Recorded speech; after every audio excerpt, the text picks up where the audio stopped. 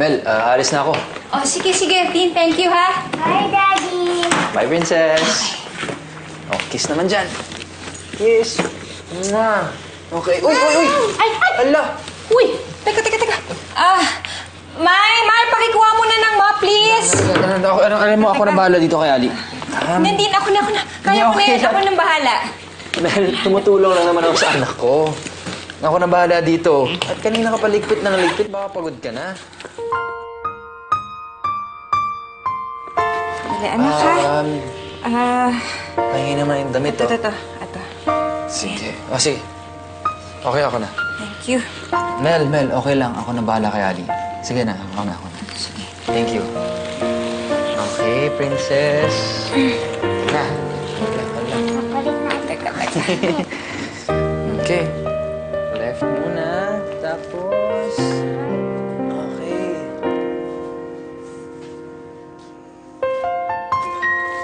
Daddy, tinaman po to sa akin. Hindi ba? Ningning yan. Pasensya na. Sandali.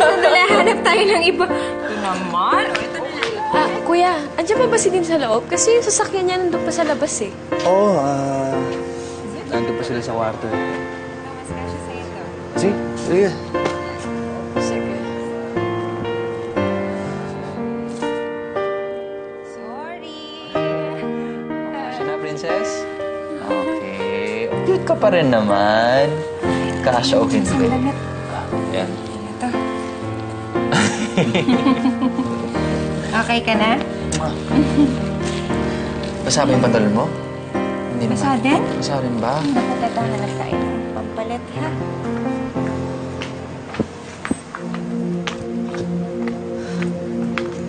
Kuya Eman, ba't nandito ka sa labas? Bakit hindi ka dun sa loob? Dapat ikaw nag-aasikaso kay Munding. Okay lang yun. Masikip na sa kwarto kung jojoy ba ako sa pag-aalaga kay Munding. Nagsiselos ka ba dun sa nakita mo? Medyo, pero wala yun. Kuya Eman, aminin mo na kasi. Kung yun lang din pala mararamdaman mo, edi sana hindi mo na hinayaan na mapalapit si Munding kay Dean. Kasi hindi talaga may iwasan na magkakalapit sila ni ate.